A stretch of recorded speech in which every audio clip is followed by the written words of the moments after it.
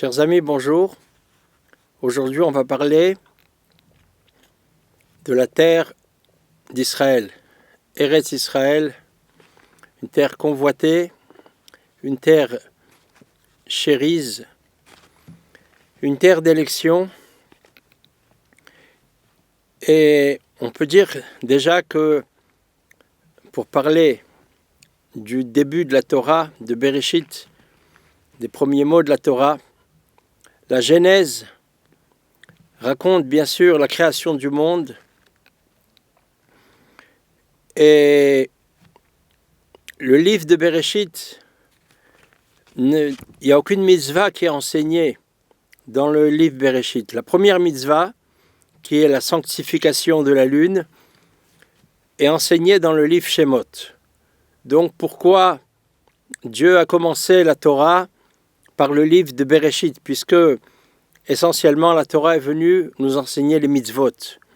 Bereshit aurait pu être placé en fin de la Torah, après Devarim, mais il y a une raison très profonde pourquoi la Torah commence par Bereshit. Bereshit, comme on l'a dit, relate la création du monde, et Rashi nous explique que le récit de la création est venu nous faire comprendre ce que dit le psaume de David Amelech, la force des actions. La force des actions de Dieu. Dieu nous a fait connaître, nous a fait comprendre, nous a fait toucher du doigt la force de ses actions. Ça veut dire la création du monde, le pouvoir qu'il a de créer le monde. Et pourquoi Dieu nous fait connaître la force de ses actions?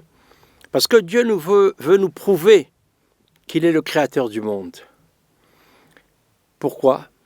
Parce que Dieu sait très bien que quand on va vouloir conquérir Eretz Israël, le premier conquérant d'Eretz Israël, c'était Yehoshua, qui, après la sortie d'Égypte, après les 40 ans de désert, est venu conquérir Eretz Israël.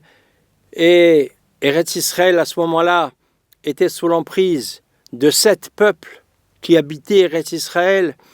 Mais donc, ces peuples ont accusé le monde entier, jusqu'à aujourd'hui. Le monde entier accuse et nous dit « Vous êtes des voleurs, vous venez conquérir une terre qui ne vous appartient pas, qui appartient à d'autres peuples. » Et donc si on entend cette accusation, comme on l'entend jusqu'à aujourd'hui, on doit répondre « Le monde entier appartient à Dieu ». La preuve, c'est le livre Bereshit, le commencement. Au commencement, Dieu créa le ciel et la terre. Donc, le livre de Bereshit vient nous parler de la création du monde. Et donc, Dieu qui a créé le monde, ce monde lui appartient. Et il dispose librement du monde entier et de la terre d'Eretz Israël, et il peut la donner à qui bon lui semble.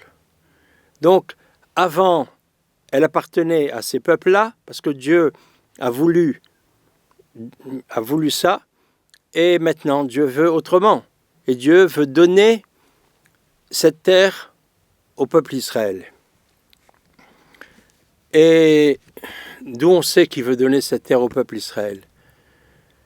C'est ramené dans le livre d'Ivrei Hayamim, le livre des Chroniques, premier tome, chapitre 16. Le Divrei Hayamim nous dit « Rappelez-vous éternellement son alliance, le pacte qu'il a promulgué pour 1000 générations, c'est-à-dire la Torah, qu'il a voulu conclure avec Abraham et en a fait serment avec Yitzhak et érigé en loi pour Yaakov un contrat immuable avec Israël. » Donc quel est ce contrat? quelle est cette loi? C'est à toi que je donnerai le pays de Canaan. Qui c'est toi? C'est chacun des patriarches. Il s'adresse à chacun des patriarches, Abraham, Isaac, Yaakov, et il dit à chacun, c'est à toi que je donnerai le pays de Canaan, ça veut dire Eretz Israël. Donc, Eretz Israël, toute la force d'Eretz Israël, tout le pouvoir de conquérir Eretz Israël, c'est de savoir que Dieu a créé le monde. Donc, la Torah, dès les premiers mots, proclame une vérité fondamentale. Dieu est le commencement et l'origine de toute chose. Et nous devons croire une chose très difficile à croire, c'est la chose la plus difficile à croire, que Dieu a créé le monde à partir du néant. C'est une création, comme on dit, ex nihilo, et de croire en ça, absolument, c'est le fondement du judaïsme. Si quelqu'un a un plus petit soupçon déjà sur cet axiome de base, alors il ne peut pas faire partie du peuple juif. Et on sait que la foi dépend du pouvoir de l'imagination. Ça veut dire qu'aussi longtemps que l'intellect est en mesure de comprendre, alors la foi n'a pas sa place. La foi intervient à l'instant où s'arrête la compréhension. Lorsque l'homme ne comprend pas avec son esprit, la foi trouve sa place. Et on voit bien dans le monde que on se rend compte, on assiste, on constate que si on plante un pépin d'orange, il peut sortir de ça un arbre, et d'une goutte de semence peut sortir un être vivant. Donc toutes ces choses-là inspirent à la foi.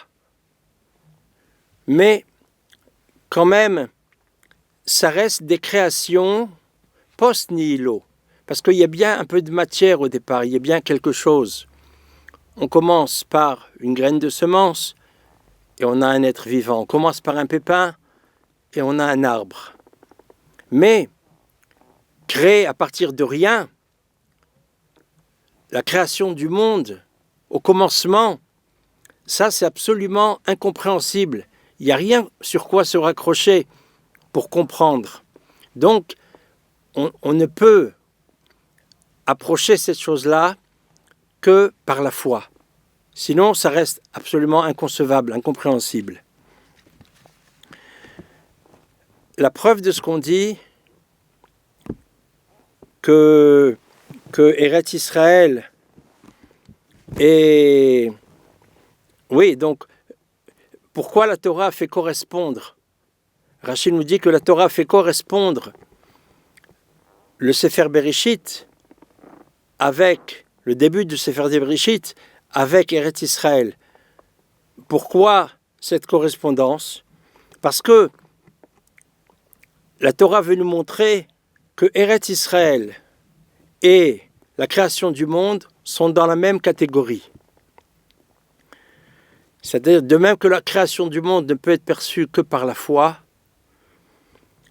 l'héritage d'Eretz Israël, la terre promise, n'est concevable que par la foi. Une des preuves de ça, on va la trouver dans le livre Bereshit lui-même, mais dans la parashate Lech Lecha, quand Dieu a dit à Abraham, « Je suis l'Éternel qui t'ai fait sortir de Ur Kasdim pour te donner ce pays en possession. » Donc c'est une promesse. Abraham a demandé, « Éternel, comment saurais-je que je le posséderai ?» Cette question fait percer un doute dans la promesse divine, et le scepticisme d'Abraham entraîne la réponse immédiate de Dieu, l'annonce de 400 ans d'exil pour Yaakov et ses enfants. Comment on peut expliquer que Avraham Avinu, qui est Rosh Ma'aminim, qui est la tête des croyants, a pu avoir un doute dans la promesse de Dieu? La réponse, elle est dans la question elle-même. La question d'Abraham, c'est comment saurais-je que je le posséderai? Ça veut dire que Abraham, toute son erreur, toute l'erreur d'Abraham était dans ça. Abraham a voulu comprendre son lien avec Eretz Israël, comment il allait l'hériter, comment il allait la conquérir. Et ça, c'est impossible. C'est impossible à comprendre l'héritage d'Eretz Israël. Ce n'est pas une chose compréhensible.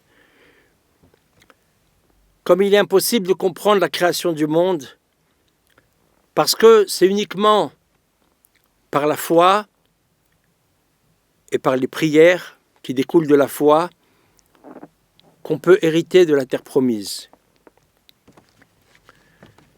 Et aussi, on peut dire, en louange d'Eretz Israël, ça fait partie aussi de l'incompréhensible, c'est-à-dire que le degré d'élévation, de sagesse, de sainteté que cette terre recèle et qu'elle est en mesure de prodiguer à toute personne qui l'habite, si elle le mérite, donc ce degré est tellement élevé qu'il est imperceptible. Et ça dépasse l'entendement humain, comment un endroit matériel, comment un endroit géographique peut être doué pour pouvoir donner à ses habitants tellement d'élévation. Et même si tous ceux qui habitent Eretz Israël ne sont pas tous, malheureusement, ne gardent pas tous Torah et Mitzvot, mais ils ont moins le mérite d'y habiter. C'est déjà un mérite immense, et sur ça on doit remercier tous les jours, parce que Eretz Israël représente, comme c'est marqué dans le Likutei Moharan, l'essence de la sainteté. Et elle inclut en elle toutes les formes de sainteté. Et si quelqu'un n'a pas encore ce mérite d'habiter Eretz Israël, alors il doit tout au moins se languir. Il doit tout au moins espérer. Il doit tout au moins venir au moins une fois dans sa vie en Eretz Israël. Et par le fait de se languir, de vouloir, d'espérer, alors déjà il reçoit à sa place même déjà une partie des bienfaits d'Eretz Israël. Il faut savoir aussi que le poids de l'exil provient essentiellement de l'éloignement d'Eretz Israël. Parce que d'Eretz Israël proviennent tous les bienfaits du monde, toute la providence. Comme c'est marqué, les yeux de l'Éternel sont constamment fixés sur Eretz Israël depuis le début de l'année jusqu'à la fin de l'année. Et la providence, c'est de là bien sûr que viennent toutes les délivrances, tous les bienfaits. Et l'éloignement d'Eretz Israël, donc ça entraîne un éloignement de la providence avec toutes les conséquences que ça peut donner. Le but même de la Torah, c'est le don d'Eretz Israël. Parce que Eretz Israël, c'est une récompense d'avoir gardé Torah et Mitzvot.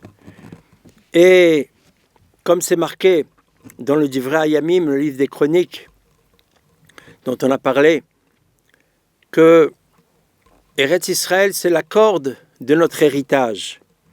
Pourquoi c'est comparé à une corde? Parce que tout celui qui en est proche est alors attaché, grâce à Eretz Israël, à la foi. Donc Eretz Israël, c'est comme une corde qui attache l'homme à la foi en Dieu, et on s'attache ainsi à Dieu d'une façon éternelle. Donc on va remercier le Créateur pour cette terre magnifique qui coule du lait et du miel qu'il nous a donné, et on espère avoir la construction du Beth Amikdash bientôt. Amen ve Amen.